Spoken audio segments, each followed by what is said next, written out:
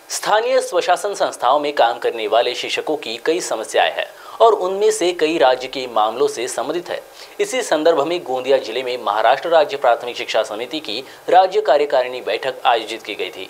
इसमें शिक्षकों की समस्याएं कैसे हल की जाए, इस बात पर जोर दिया गया। अनावश्यक कार्यों में उलझने से शिक्षक बच्चों से विमुख हो रहे हैं। ऑनलाइन कार्यों की विविधता के कारण शिक्षक बुनियादी शिक्षा से दूर जा रहे हैं। कई क्षेत्रों में शिक्षकों की अभी भी भर्ती नहीं की जाती है, जिससे शिक्षकों पर बहुत तनाव होता है और छात्रों पर भी प्रतिकूल प्रभाव पड़ता है। इस मौके पर कहा गया कि सरकार को विभिन्न समस्याओं पर चर्चा कर जल्द से जल्द पवित्र पोर्टल पर शिक्षकों की भर्ती करनी चाहिए और बेरोजगारों को मौका देना चाहिए। महाराष्ट्र राज्य प्राथमिक शिक्षक समितीची राज्य कार्यकारिणीची मीटिंग आज गोंदिया येथे होत आहे। राज्यातील अनेक जिल्ह्याचे जिल्हा पदाधिकारी या सभेला हजर आहेत। राज्य शासनाने जे आज शिक्षकांच्या आणि स्थानिक स्वराज्य संस्थांच्या शाळांच्या संबंधानं जी भूमिका घेतली आहे ती भूमिका निश्चितच समाजाच्या हिताची नाही आहे। राज्यात आज शिक्षकांची हजारो पदे रिक्त आहेत। गडचिरोलीसारख्या दुर्गम भागातील जिल्हा, पालघरसारखा जिल्हा या ठिकाणी शिक्षकांची हजारो पदे रिक्त असताना पवित्र पोर्टलच्या माध्यमातून ह्या जागा भरल्या जात नाही। सातत्याने आंदोलन सुरू होत आहे। बेरोजगार मुलं आंदोलन करत आहे, पण शासनाची भूमिका या जागा भरण्याकडे ढकलती भूमिका आहे आणि ही भूमिकेला आमचा विरोध आहे। शासनाने तात्काळ सर्व जागा भरल्या गेल्या पाहिजे। तसेच वेगवेगळे प्रश्न विद्यार्थ्यांचे आणि शिक्षकांच्या राज्यात आहेत। गणवेश योजनेमध्ये झालेले बदल हे स्वीकार्य बदल नाही आहे। हे बदल भेद निर्माण करणारे बदल आहे।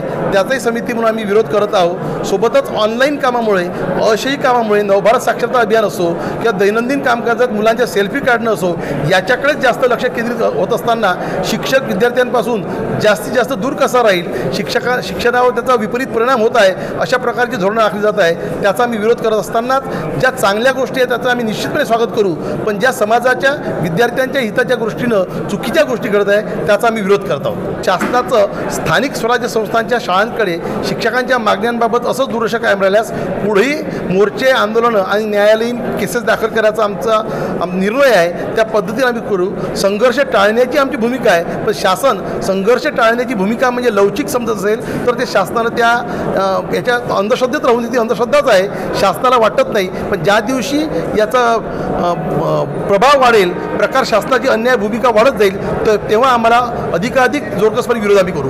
महाराष्ट्र राज्य प्राथमिक शिक्षक समिती राज्य कार्यकारिणी विभागनिहाय बैठका घेत असते, परंतु आम्ही राज्याला विनंती केली की गोंदिया जिल्ह्यातीलही काही प्रश्नांचा उलगडा या राज्याच्या कार्यकारिणीच्या सभेमध्ये व्हावा। यासाठी आम्ही राज्यकारिणीला विनंती केल्यानंतर या ठिकाणी सभा होत आहे। राज्यामध्ये प्राथमिक शिक्षकांचे, विद्यार्थ्यांचे अनेक प्रश्न शासन दरबारी प्रलंबित आहेत।